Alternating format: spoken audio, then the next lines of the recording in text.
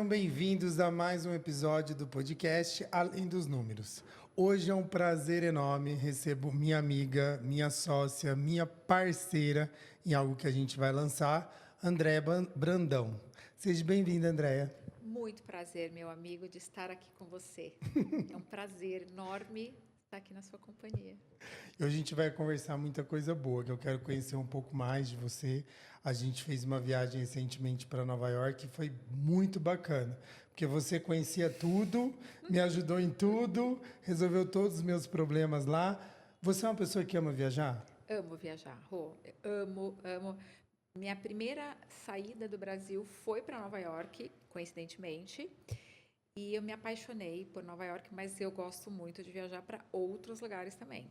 Eu gosto de cidade, muito de Você cidade. gosta de conhecer lugares novos? Gosto de conhecer. Mas eu gosto de coisinhas pitorescas, mas eu amo cidade. Que viagem você... Porque, primeiro que você tem uma história maravilhosa de um pedido de casamento. Já é algo cinematográfico. Mas qual viagem que você fala, essa foi uau? Eu acho que eu tenho vários lugares, mas eu acho que quando eu fiz recente 2022, que a gente fez Provence e começamos em Barcelona, fomos até a Provence e depois terminamos em Paris. Essa foi fantástica, com vários perrengues. Porque tem que Mas dar risada. senão não vale, né, essa Não, não questão de vale. você viajar sem perrengue, né? Não tem. Mas conta um pouquinho como foi o seu pedido de casamento, porque eu acho que é surreal e é aquela coisa de filme romântico de Hollywood, né? Não, ele se superou, né? Vou fazer agora, esse ano, 20 anos que estamos juntos, né? 19 que ele me pediu em casamento. 19, 18 que ele me pediu em casamento. Nós fomos fazer uma viagem em São Paulo, Nova York. Foi a primeira vez que eu fui para fora. Nova York, Paris. E aí, em Paris, no restaurante, ele me pediu em casamento. Nossa, aliás, ele acertou a aliança direitinho. Me surpreendeu. E depois a gente foi para Roma. Eu sou muito católica e de repente a gente em Roma, ele no Vaticano após a missa, domingo, do Bento XVI, ele ajoelhou e pediu em casamento de novo. Meu Deus. Onde as nossas alianças foram benzidas pelo Papa. Ó, Olha que bênção, né? E fica pra história isso, né? fica para a história. Tirou foto? Ou foi uma coisa que Tiramos. ficou na memória mesmo? Eu acho que a gente tirou foto, mas assim, foi 2006. 2006, faz um tempinho. Nossa. Então, eu não tinha Nem tem essa smartphone. tecnologia toda que tem hoje, né? Não, acho que a gente tinha.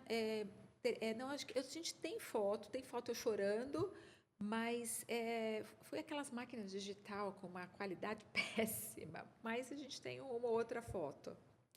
Eu lembro a primeira vez que eu a vi, foi logo que eu entrei no Fire e eu não sabia que você era contador. É. Porque nossa classe tem um breve conhecimento de não cuidar muito bem da estética, né? Aham. Os contadores, geralmente, por trabalhar bastante, ter uma vida muito sentado, geralmente muita gente é sedentária, né?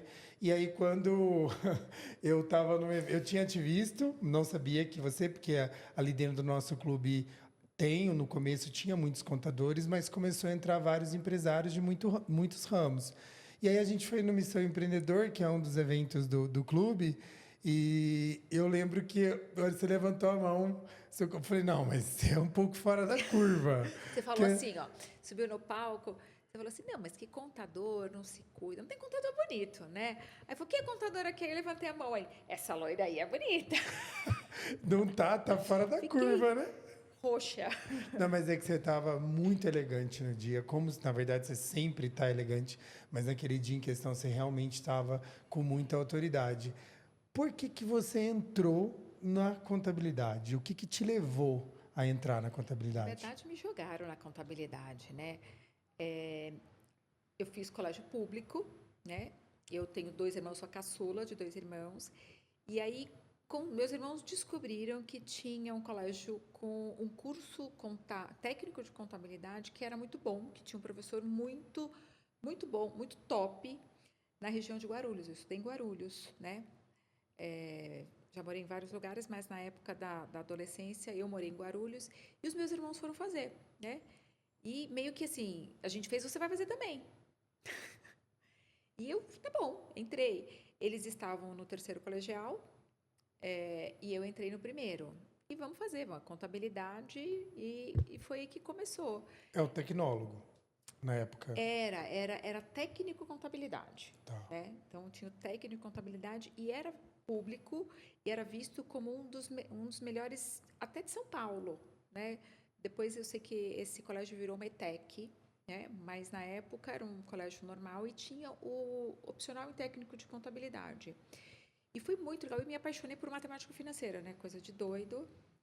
Eu e os meus irmãos, né? Principalmente o meu irmão do meio. Então, nós somos 3 contadores, né? Não é que só sou eu contadora. E o meu irmão do meio falava, não, você vai fazer. E eu pedi ajuda para ele, o que é débito, crédito? Ele falou, não, estuda aí que você vai conseguir. Estuda aí, estuda aí, estuda aí, né? E em algum momento, eu fazendo prova, e ele falava assim, fui eu que fiz essa prova. Eu já sei o resultado, me ensina. Ele falou, não, eu aprendi, você vai ter que aprender. E eu não tive mamata, não, né? Eu tive que realmente me esforçar e aprender. E eu amei contabilidade. Depois eu passei para fazer faculdade, né? Para fazer bacharel de contabilidade. Só que eu teve uma lacuna que minha avó faleceu e eu fui para Minas e eu fiquei cuidando do meu avô. Fiquei 2 anos parada.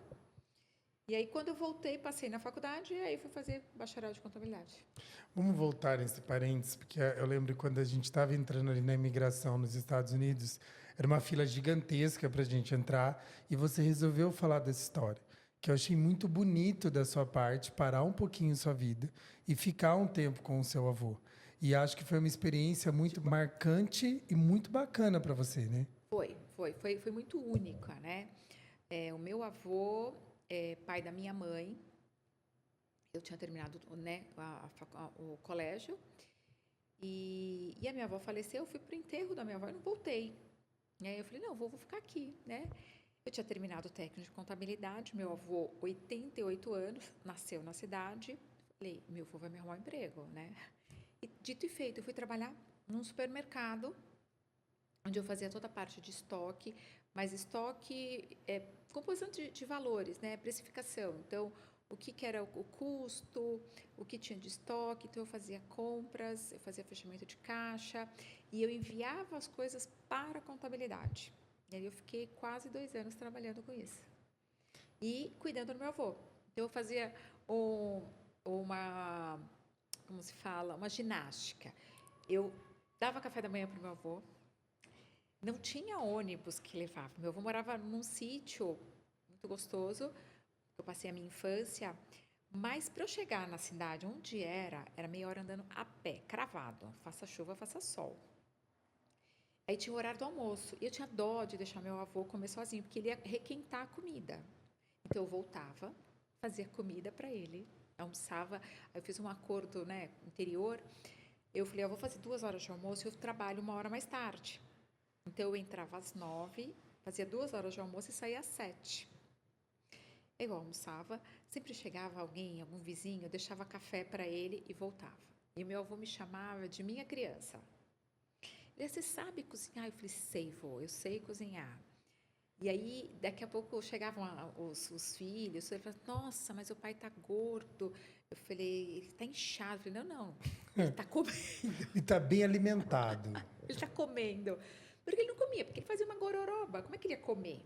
Né? Então, ele não comia. Então, eu fazia ali o bifinho, eu cortava, eu desfiava.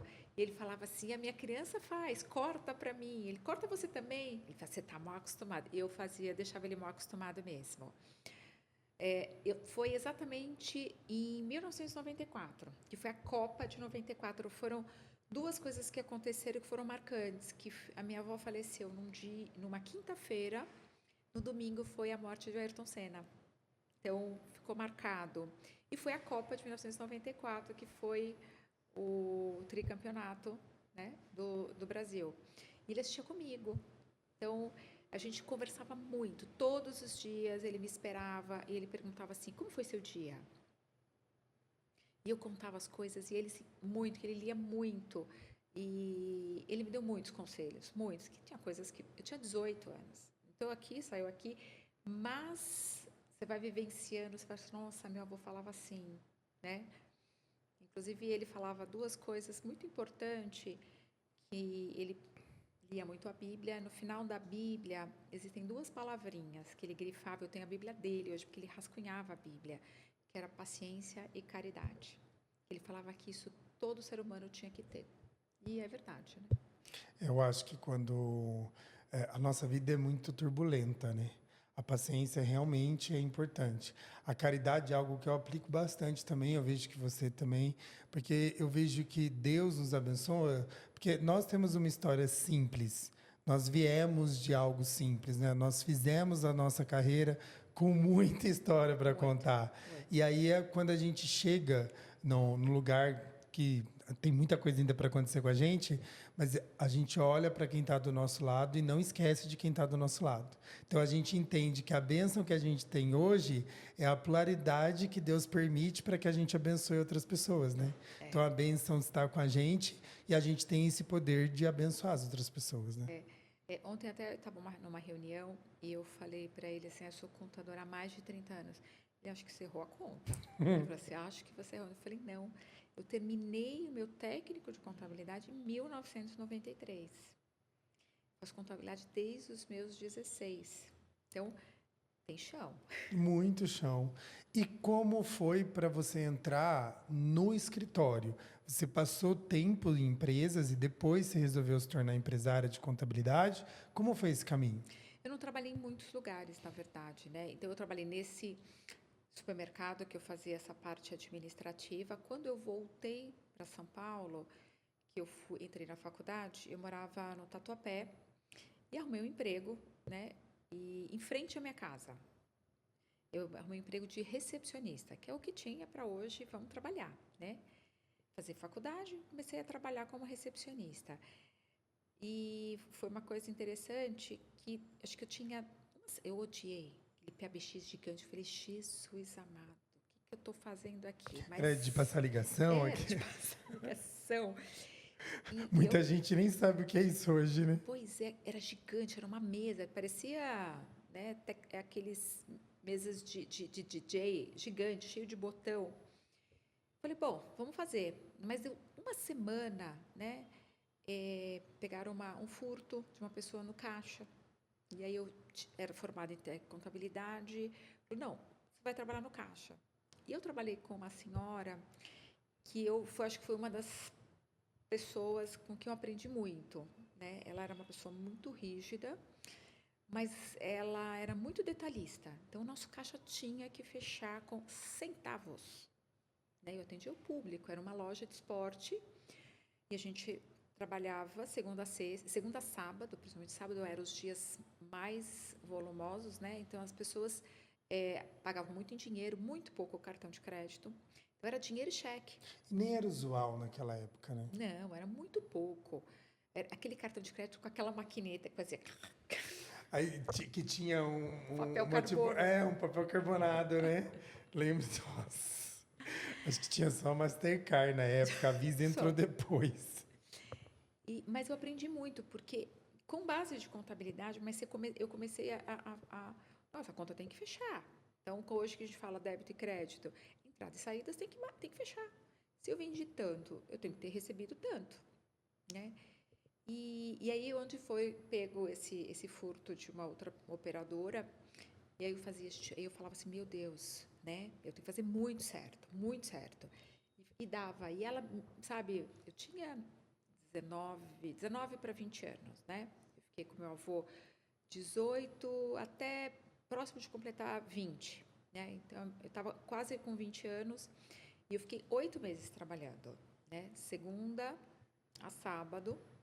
Era muito tranquilo, porque era 2 minutos da minha casa, né? É só atravessar a rua. Mas eu queria mais, né? E aí surgiu uma oportunidade de trabalhar numa empresa têxtil, mas eu era para ser auxiliar da auxiliar. E aí a minha mãe falou assim: como assim? Você vai sair daqui, só atravessar a rua, volta, almoça, volta, toma café, vai para a faculdade, pé, tudo muito perto. E você vai lá para Guarulhos. Eu falei, mãe, onde eu tô não vou crescer. Eu não vou crescer.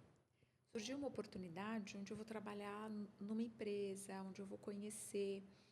E lá fui eu. Tinha que levar marmita. Eu tinha uma senhora que era dura, mas ela tinha que ser dura, né? Porque eram mais de 200 funcionários, não dá para ser mole, né? Não. E ela fazia aquela contagem, não sei se essa é da época, que da onde você mora, qual é a condução mais barata para a empresa. Sim, eu lembro disso, que hoje é tudo pelo computador, né? Faz a roteirização do funcionário. Mas antes era na pata mesmo, entrar no site, entender qual era o melhor, ver se tinha passe mais Mas não era o melhor barato. para o colaborador, né? Era o Não, melhor, era o que exatamente. custava menos para a empresa. E aí era o seguinte, da onde eu estava, eu tinha que andar 25 minutos para eu pegar um ônibus na Celso Garcia para ir para Guarulhos. E era dureza.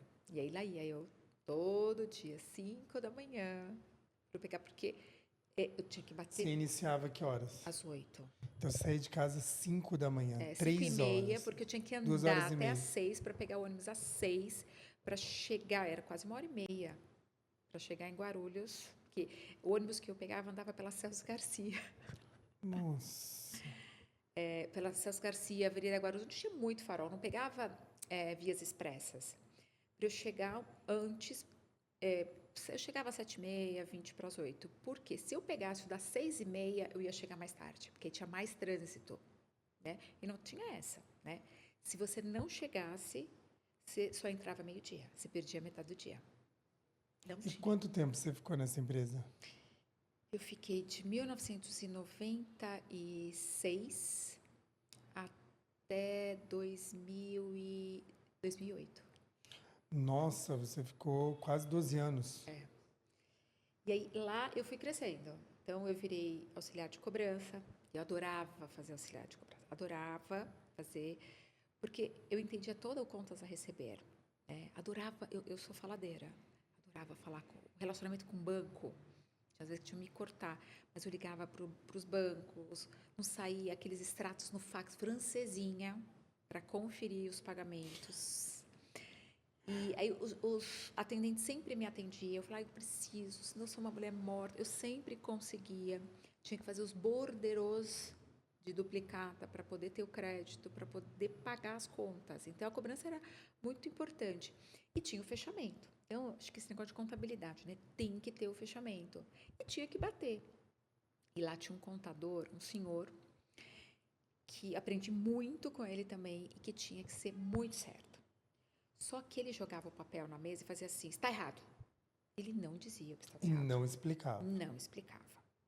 E aí eu comecei a observar. Bom, eu tinha vivido com meu avô, né? E acho que isso foi uma experiência que o meu avô também não me ensinava. Mas se eu perguntasse, ele me ensinava. Então eu chegava e falava, seu João, se eu debitar essa conta e acreditar, nada a ver. Não sabia nem onde estava pregado o meu nariz. Entendeu? Não sabia. Eu tinha mais ou menos noção que eu tinha que dar baixa lá na contabilidade, lá nos razonetes. Eu sabia que se o cliente pagou, tinha que ser crédito, né? E eu falava assim, para que conta que eu lanço? É o banco, mas qual banco? Né? Eu lanço nesse, mas eu já chegava, é nesse. Não. Aí ele ficava, não, minha querida, não é assim, você lança nesse. Aí ele me explicava. E aí eu entendi que se eu chegasse dizendo algo que eu busquei, ele me corrigia ou ele me dizia que estava certo, né? E isso é interessante porque ele sempre falava assim: eu estou aqui, eu não vou te ensinar, mas se você vir, eu vou ensinar. Mas isso muito tempo depois. E até que a empresa passou por umas dificuldades, a gente teve que se virar e aprender outras coisas, né? E eu era muito rápida. Então eu terminava e eu sentava na mesa do meu chefe e falava assim: eu não tenho o que fazer. Ele, você não tem o que fazer? Eu falei: não. Ele, como assim você não tem o que fazer? Eu falei: não tem, me dá serviço. Ele, então faz isso. Aí eu fazia. Ele, agora faz isso. Aí eu fazia. E eu fui aprendendo, porque eu tenho essa curiosidade, eu queria aprender. Então eu acabei aprendendo o faturamento, eu fui trabalhar na cobrança, eu já trabalhava na cobrança, fui trabalhar em compras, aprendi a fazer nota. Até que eu cheguei na contabilidade.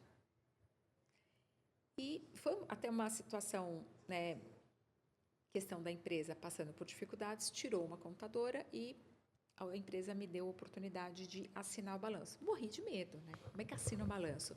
Mas eu tinha o seu João, que ele não tinha diploma, sabia tudo. Ah, ele era o responsável, mas não Tinha o uma que outra pessoa assinava. que assinava. E fiquei com segurança, porque ele sabia tudo. E me ensinava e brigava com todos os departamentos, entendeu? Então, e ali a gente ficou juntos por uns 5 anos, eu com ele. Aí um senhorzinho. E aí, infelizmente, dispensaram ele, questão também econômica da empresa. E eu ainda fiquei ali por acho que mais aí um tempinho. E quando eu dei o meu start para sair, foi porque alguns sócios me pediram para abrir empresa de dos filhos. Abrir uma empresa de publicidade, era um grupo, né? Então, abrir empresa era tranquilo, mas eu não sabia o que era escritório de contabilidade. Então, abri uma empresa aqui, uma empresa ali. E aí a gente fez uma proposta para a empresa me demitir e eu continuar trabalhando, mas ele como prestadora de serviço. E eu paguei minha rescisão. Eu paguei minha multa de fundo de garantia. Eles me pagaram os valores e aí eles começaram a me pagar como prestador de serviço. E aí eu tive uma outra pessoa que muito me ajudou, que foi um dos sócios, que ele falou para mim assim, o que você precisa? Eu falei, um computador. Porque era muito caro. Estamos falando em 2004, 2005. Não, era muito caro. Nossa, 2004. uma máquina, sei lá, custava muito caro. Não só a Lembro que máquina, nessa né? época, o preço de uma televisão que hoje está 2, 3 mil reais era 40 mil reais. Era uma coisa Era. absurda. E um computador com um processador bom, Windows, tudo, era muito caro.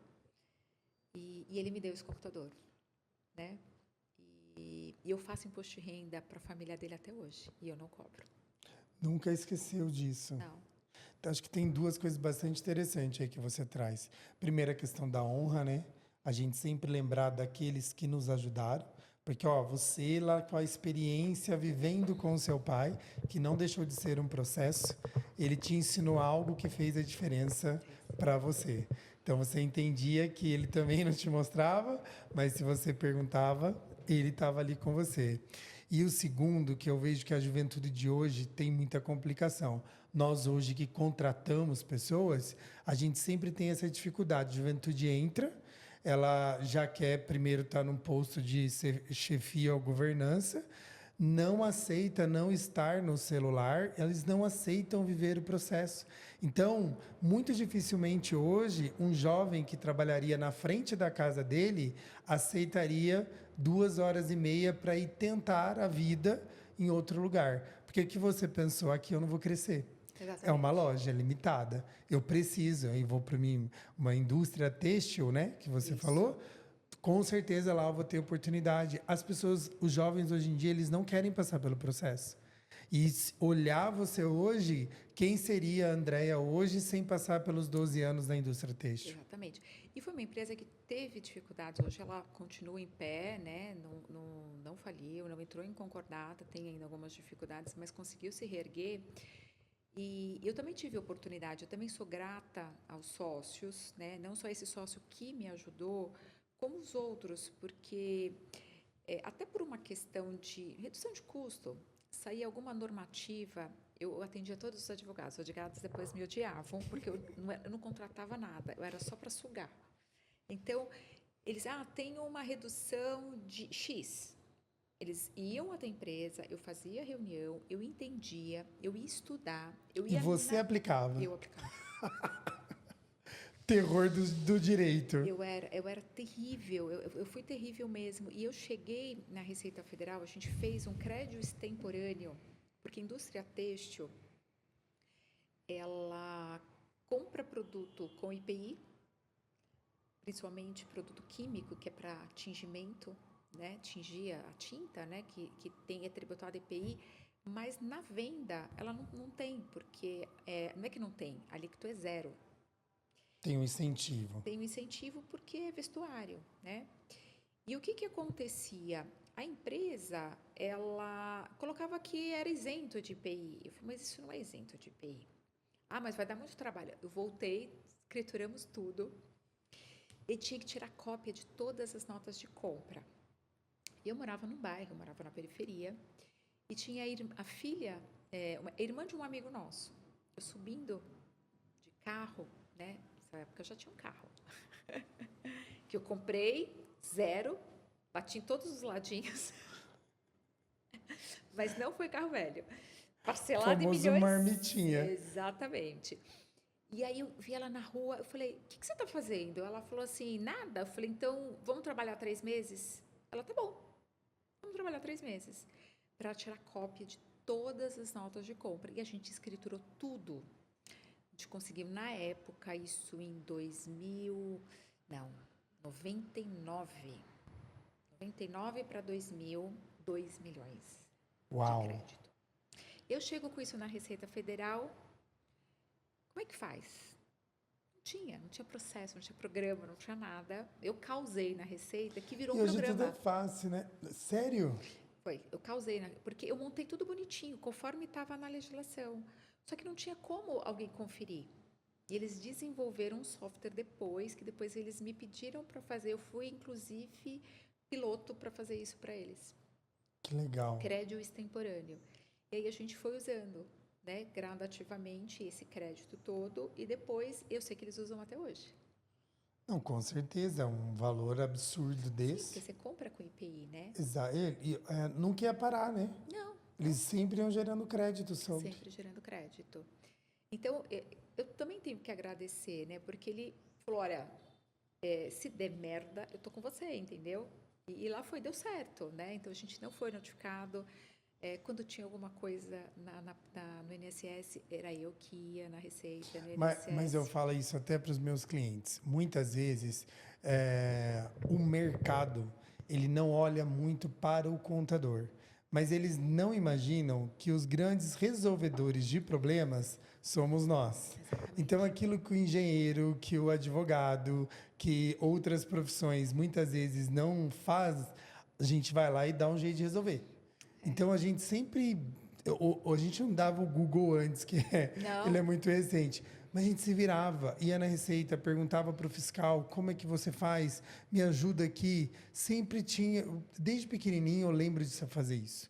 Desde 16 anos, que eu já era guardinha, eu já lembro também de ir na Receita e entender, porque na minha época a gente fazia declaração de imposto de renda em disquete. A gente não. Aquele grande, né? Exato. Eu já peguei o azul já. Que ele não era enorme, né? Era molinho ainda. Isso. Dependendo de como você chegava, pegava ônibus. Não existia Uber naquela época. Não. E táxi era uma coisa Surreal. inimaginável para a gente pegar um táxi.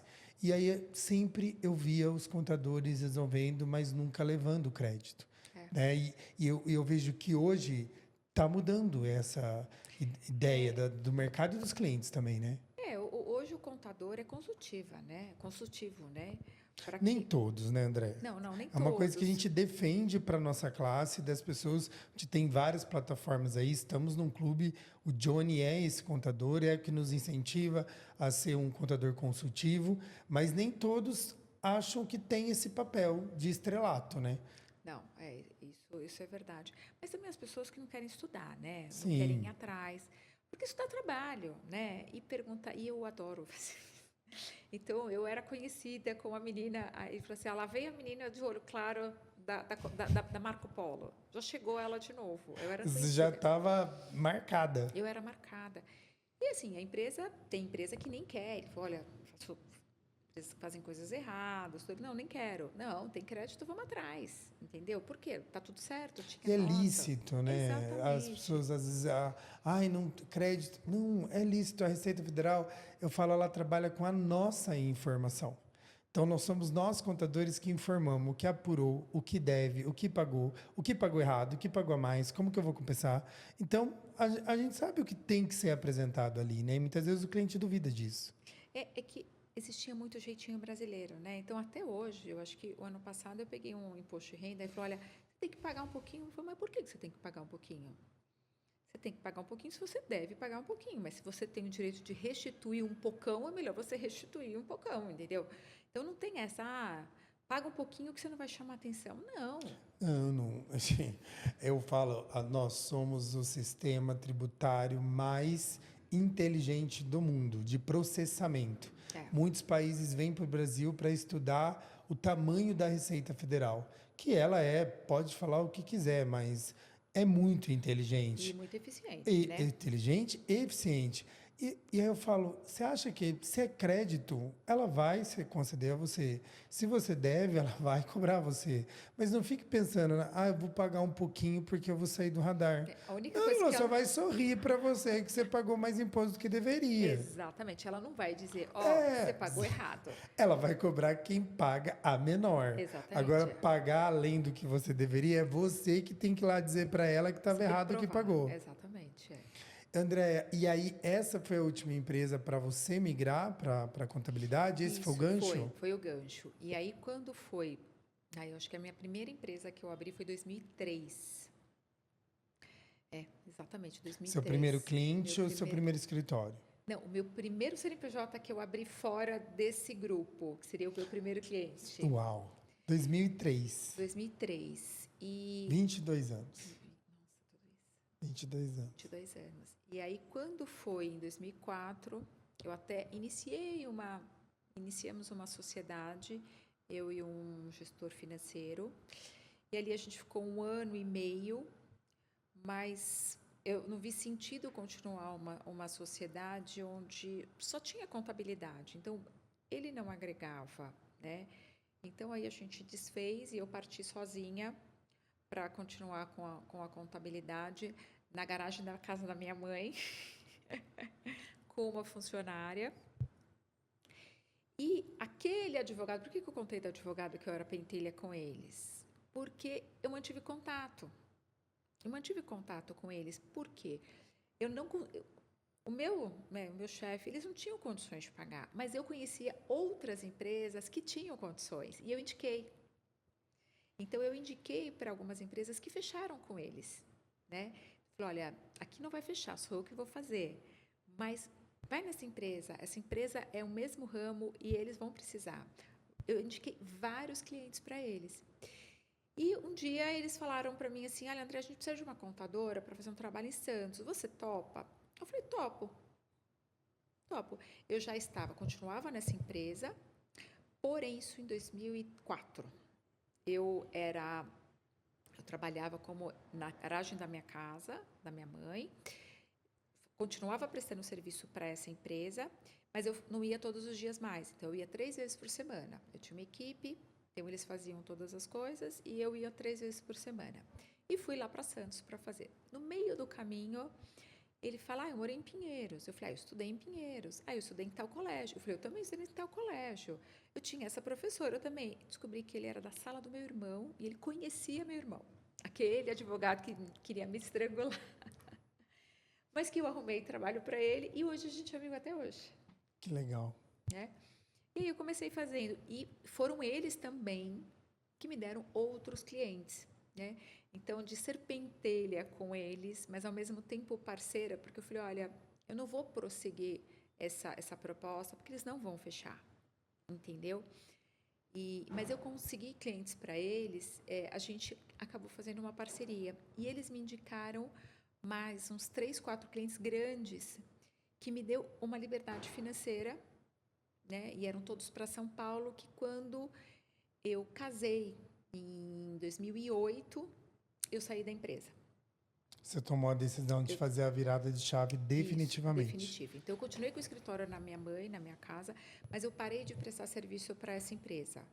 Porque eles precisavam... Consumia muito tempo também, né? E às vezes, não seria dependendo do justo. tamanho, precisa de dedicação, né? Exatamente. E era uma empresa que precisava de uma pessoa ali por mais tempo. Porque era uma indústria, envolviam muitas coisas, né? E envolviam muitas tomadas de decisão que precisava do contador para fazer uma compra de produto, para poder fazer esses créditos, para fazer em várias situações. E uma vez estando lá, também não tinha condição dela me dar um reajuste que compensasse. Mas, ao mesmo tempo, eu consegui mais clientes. Eu comecei numa transição em janeiro, fui até julho. 6, 7 meses, quase. 7 meses. Eu deixei tudo intacto. E sempre Contabilidade Brandão. Já veio o seu Não. sobrenome ou você começou com Não, que nome? ela chamava Em Foco. Nome não muito bonito, né, amiga? Não orna com você esse nome. Não. E aí, em 2008, eu casei com o Rodrigo Brandão. Uau! Uau! Gente, lembrando, tem um podcast dele aqui.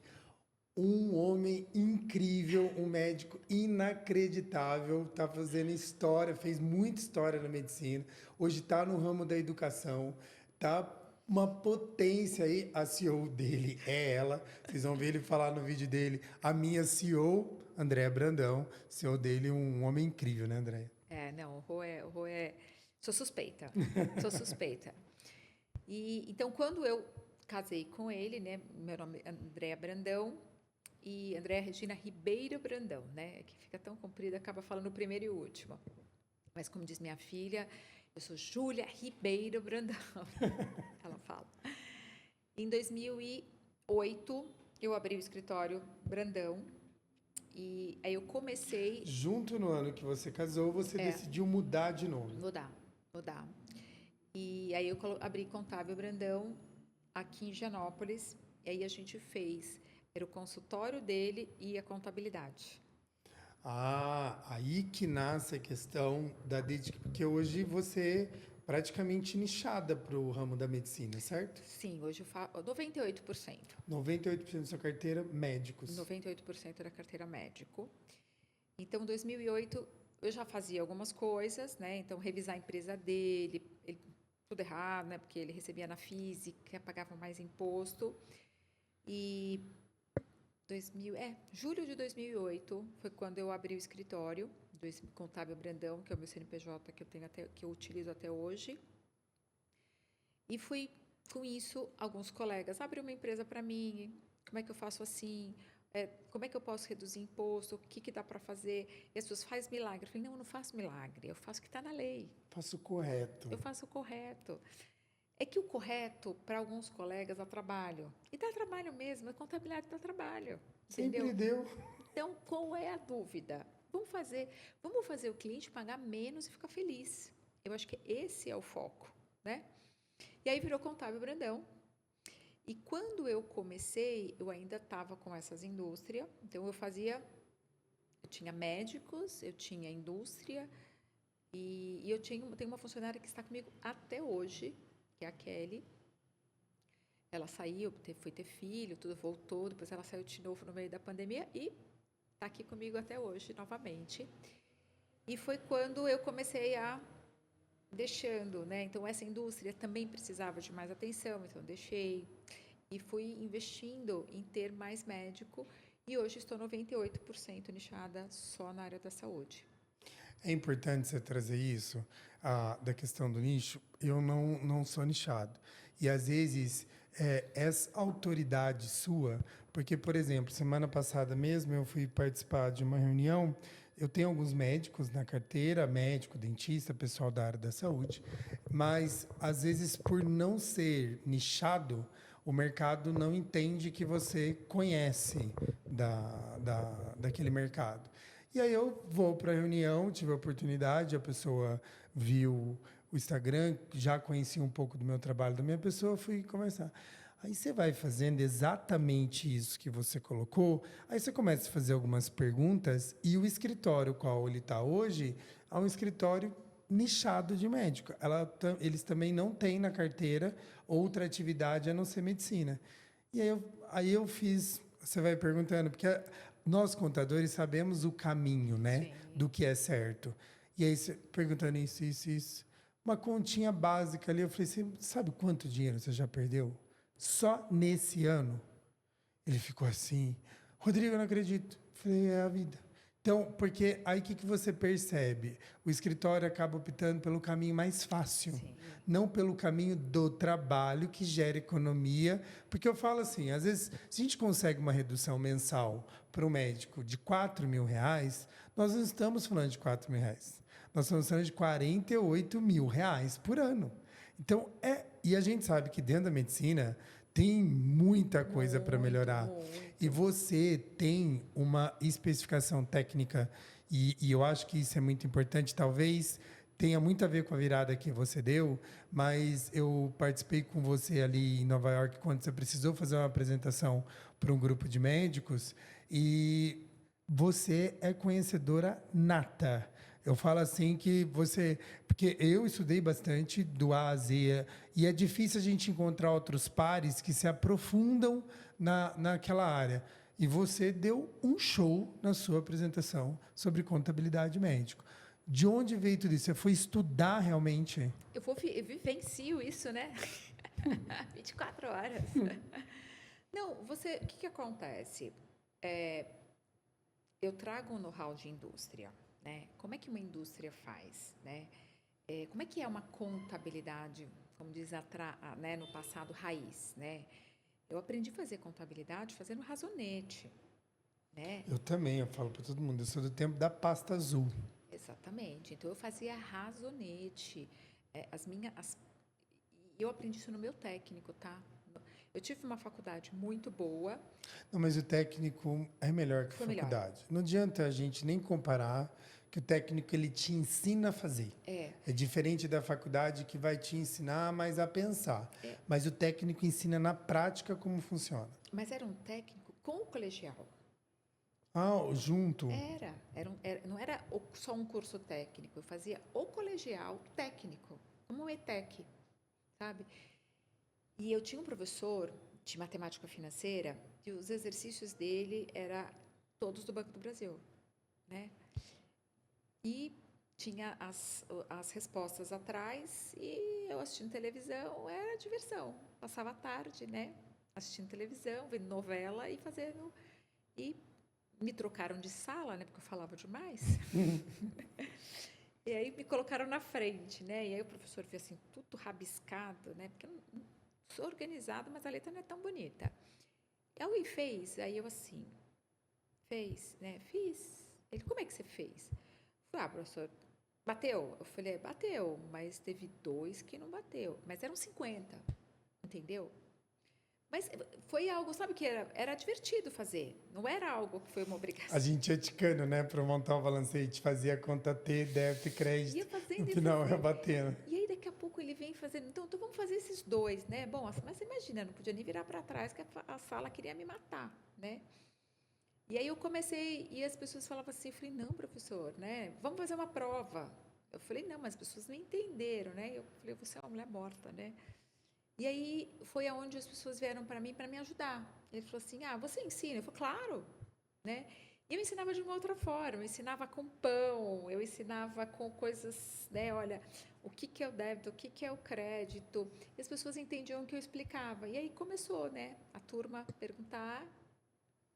Então, eu fazia na unha. Então, tinha que bater. Então, veja que eu trabalhei, eu fechava caixa de supermercado, depois eu trabalhei no caixa de uma empresa, depois eu trabalhei na cobrança, que eu tinha que fechar o dia da cobrança, bater aquele fechamento. Então, para mim, isso tem que fechar. O cliente pagou, tem que estar lá. E aí você tem que bater com a nota, tudo. Então, e é o que eu tenho pregado muito nas clínicas, né? A secretária tem que fechar, fazer o seu fechamento diário, entendeu? O que entrou tem que estar lá. O que entrou de dinheiro? Quanto que foi emitido de nota? Porque isso vai impactar no seu imposto. Isso vai impactar.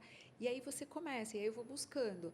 Puxa, os médicos vêm com a reclamação. Puxa, eu estou pagando muito imposto, né? É claro que se ele está pagando muito imposto, porque ele está ganhando muito. Mas o que dá para fazer? Né? Que sempre dá, né? Sempre. Isso aí é um planejamento tributário. Que dá trabalho? Dá. Você tem horas de estudo para saber se isso dá certo, se isso não é picaretagem, se isso daí... Porque existe uma coisa na classe médica, é que o médico não quer correr risco. Eu acho que ele vive já no risco de salvar vidas, que ele não quer correr risco. Então, se eu vou pagar e eu vou ter problema, não. Eu prefiro pagar e dormir em paz. Foi sempre o que eu ouvi. Eu não quero receber nenhuma cartinha da Receita. Isso me impactava muito. Então, eu era a doida de ficar olhando os informes de rendimento, né? E como é que eu tinha tempo para isso? Porque meu marido trabalhava muito, eu estava à toa em casa, eu ficava fazendo consulta na Receita, lendo artigos, lendo instrução normativa para fazer isso. Porque eu demorei ainda um pouquinho para ter filho, né? Então, eu fui ter filho só em 2011. Então, esses 3, quase 4 anos de casada, eu me dediquei muito ao escritório de contabilidade. E mais médicos e mais soluções, foi isso. Não, você tem um trabalho excepcional. Mas vamos entrar num assunto agora bem animado. Eu não sei como, porque quem está te vendo agora, impecável, sempre você é assim, acho que você já acorda pronta, mas ninguém sonha que você é mãe e esposa, dona de casa, organiza toda a agenda das meninas, empresária, CEO do Rodrigo. Quantas horas tem seu dia? Porque eu, por 2 vezes, já tive a oportunidade de ficar lado a lado. Em nenhum momento você xinga, em nenhum momento você fica brava. E todo o tempo você está sorrindo, feliz, como se tudo na sua vida fosse muito simples de executar. Não tô Mas a assim. todo tempo você está no celular resolvendo um problema, é escola, é isso, é casa, é aquilo, é motorista, é Rodrigo, é gravação, é escritório, cliente que ligou, tem uma... Como é organizar e passar por esse processo que eu vejo que é tão pesado e você não desistir? A gente vai equilibrando os pratos, né? Então, assim, terapia, né? Eu não, nem sempre fui assim. Porque, até por ser contadora, eu queria as coisas muito em ordem, né? Então, sempre a louca de... A declaração vai vencer 24 de maio. 30 de abril eu tenho que estar pronta. Não posso virar o mês sem fazer. E eu criei essa cultura aqui dentro do escritório. Então, a nossa meta é, a declaração do mês passado tem que ser feita nessa. É dia 24, se der alguma coisa. Vai Entendeu? ficar uma ou outra e olhe lá ainda. E isso eu tive um chefe que falava assim para mim: você não sabe quando vai vencer?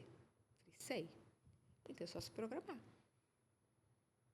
Então, tudo é planejamento, né? Mas a vida não é planejada, né? E eu tive aí um golpe quando a minha filha nasceu, porque eu me vi extremamente controlada ali, gravidez. Eu trabalhei, minha filha nasceu na terça, eu trabalhei até segunda, Nossa. né? E eu, tudo muito controlado. Quando a filha, a Lúcia nasceu, eu tinha que dar mamar, eu não conseguia dormir, eu não sabia o que fazer, né? E eu chorava para o meu ginecologista, ele falava assim, não tem manual, né? Eu falei, né, não tem manual para eu ler. E aí, o que eu faço? A, a louca das leis da Receita Federal não tinha manual para cuidar da filha. Não tinha manual. Ele falou, segue o seu instinto, né? E muitas vezes eu fui até dura com as minhas filhas, né, entendeu? E bom, até 2016, né? Porque aí 2016 eu tive uma outra, né? Aviso de Deus, né? Falou assim, calma, que a vida não é assim, você vai ter que esperar, tem coisas que você vai fazer, tem coisas que você não vai fazer. Foi quando eu descobri que eu tive um câncer. Tinha um câncer e eu tinha 2 filhas, uma com 2 anos e uma com 4, 4 para 5. E aí eu, vai ter que resolver. Até que um amigo meu, oncologista, falou assim, ó, inventa outra coisa para morrer, porque dessa desculpa não vai ter. Falei, então, vida que segue, né? Então, eu fazia químio, eu fiz 16 químio e 33 rádio. E uma cirurgia.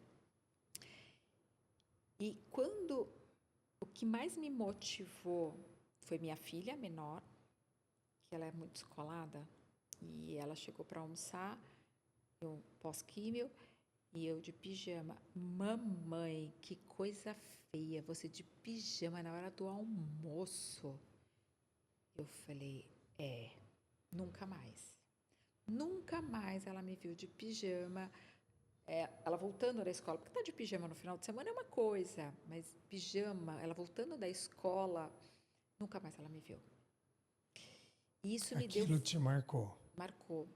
E eu E você chegou a perder cabelo, André? Como foi no seu corpo isso? eu tenho um médico maravilhoso que pensou muito no lado humano, né? Então eu queria mais era tirar os 2 seios. E ele falou, não, Eu queria, pode enfiar qualquer coisa. Ele falou, não, você vai fazer o corte assim, porque senão vai ficar uma coisa muito marcante para você, não precisa disso. Ele foi uma pessoa muito humana, no momento que você dane-se, faz o que tem que ser feito. E ele falou assim, olha, faz aqui no hospital, porque tem uma touca gelada que pode amenizar a queda de cabelo. E lá fui eu fazer essa touca gelada, né? Tinha umas regrinhas, você tinha que lavar o cabelo, fora químio, né? Com água gelada, um shampoo neutro, nada de secar. E você ia pro hospital, usava uma touca gelada como se fosse um ar-condicionado e a temperatura de -20. Eu ia com roupa de esqui. -20 e ficava por 4 horas. Mas o negócio meio que congelava e realmente eu não perdi o cabelo. Tive muita queda, mas minhas filhas não me viram careca. Então você não chegou a ficar sem. Não. Fiquei Quanto algumas tempo vezes. levou esse processo? Foi 1 ano, né, de tratamento. Depois já o cabelo começou a crescer novamente e eu tratei por 8 anos. O ano passado foi o último ano de tratamento. Agora, hoje é dia... Não, agora dia 2 de maio vai fazer 1 ano que eu tô livre de remédio. 100%. Que bênção, Andréia. Nossa. Tem histórias que a gente... Então daí vem seu bom humor. Exatamente, que aí a gente tem que equilibrar nos pratos, né? Porque você teve uma experiência de morte, vamos dizer, porque uma doença deve ser uma doença difícil de passar por ela. Câncer. Quando todo mundo fala câncer, é assim, estou condenada a morrer. Com uma filha de 2 anos e uma de 5. Então, eu tinha medo de morrer, né? Até que esse meu amigo falou assim, disso você não vai morrer. Mas o processo não foi fácil, né? Então, isso era uma coisa que o Rodrigo falava, né? Depois, estudando muito. Se você me perguntar termos técnicos, eu fiz um de Rodrigo, né? O que você tomou? Não sei. Eu só sei que eu fiz 16 químio, 33 rádio e uma cirurgia. Termos, né? Qual é a... Não sei e não quero saber. Então, do jeito que ele não quer saber de termo contábil, eu também não quero saber termo médico. Só sei que era para fazer e eu fiz. E aí você vê a vida de uma outra forma, né? Você vai falar, eu vou brigar por isso? Eu Não vou deixar isso? compensa. Não compensa, né?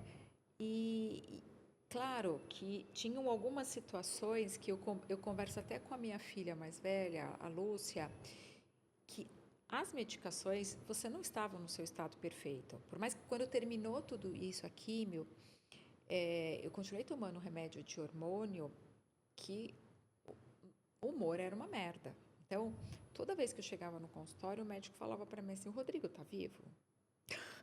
Ele não teve, não tá sem nenhum arranhão, nada. Eu falei, tá bem, tá tudo ótimo. Ele perguntava assim, tá tudo bem? Eu falei, tá tudo ótimo. Né? Tá sentindo alguma coisa? Eu falei, nada. Né? Inclusive, eu apareci na Globo. Verdade, você foi num programa, né? Não, a Mariana Ferrão foi na minha casa, eu apareci no Bem-Estar. Estava no Bem-Estar e fui desmentida na cara dura, ao vivo, rede nacional, que eu falo que foi difícil tudo isso, né? E aí o meu médico falou assim, mentira, porque ela nunca entrou de cara feia no meu consultório. Nunca. E é verdade, eu nunca entrei. Eu olhava para ele, eu ria, eu sorria, porque ele foi minha salvação, né? Então, eu via... Não tinha, né? Por que estar triste se eu estava sendo curada, né? O processo não era fácil, mas tinha que ser.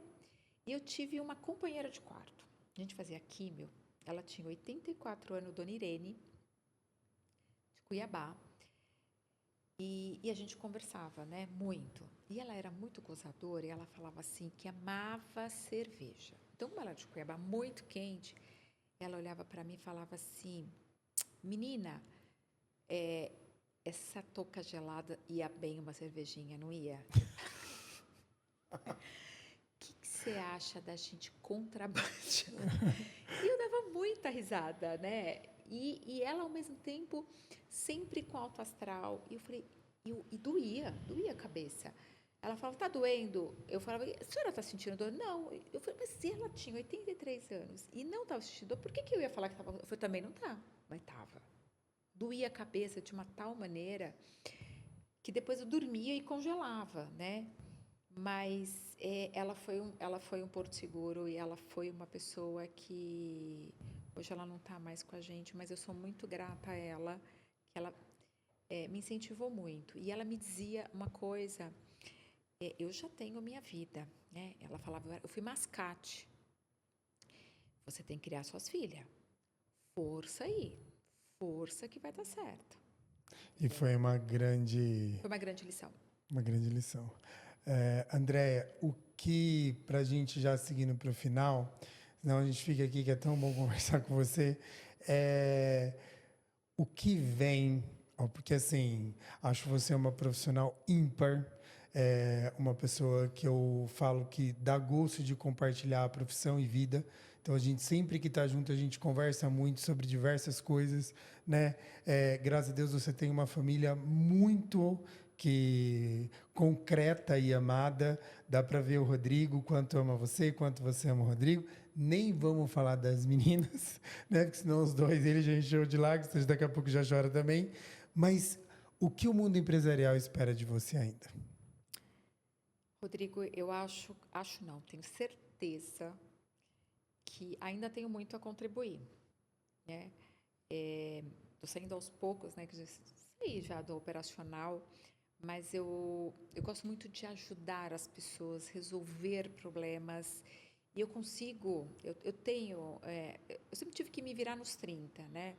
Então, o período que eu morei no sítio com meu avô, eu tinha a possibilidade de falar, não vou trabalhar hoje, né? Porque chovia muito. Não, eu passei por debaixo de uma cerca de arame farpado, a vaca saiu correndo atrás de mim e eu fui trabalhar. Porque eu acho que era um compromisso, e eu acho que é o mesmo compromisso, com o mesmo, né, com a mesma dedicação, de que eu acho que tem muito, tenho certeza que tem muito empresário com quem eu posso contribuir a um planejamento tributário ou algum planejamento empresarial, alguma solução, né? Eu brinco que aqui é uma central de soluções, que eu posso agregar.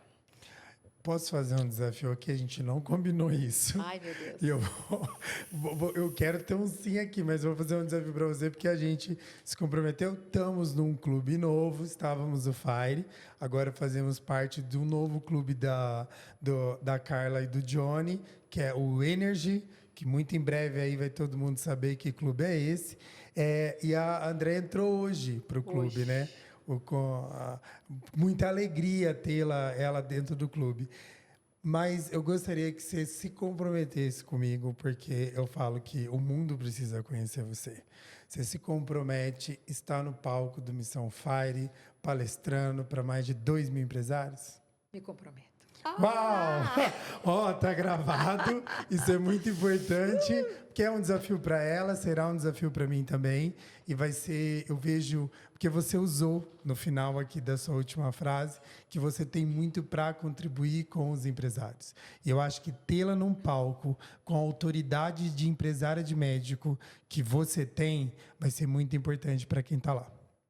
Andréia, queria te agradecer imensamente, primeiro pelo espaço, estamos gravando aqui no seu estúdio, né, vamos dizer, estúdio, sala de treinamento, que muitos sócios, muita gente aqui vão poder alugar isso aqui, extremamente tecnológico. Essa mulher só sabe fazer o que é bem feito. Queria te agradecer, primeiro, por ceder o espaço, segundo, por atender o convite de ser participante. É um imenso prazer estar sempre do seu lado, Rô. Obrigado. Obrigada a você. E para você que assistiu até aqui, continue compartilhando, seguindo e curtindo os vídeos. E até o próximo episódio.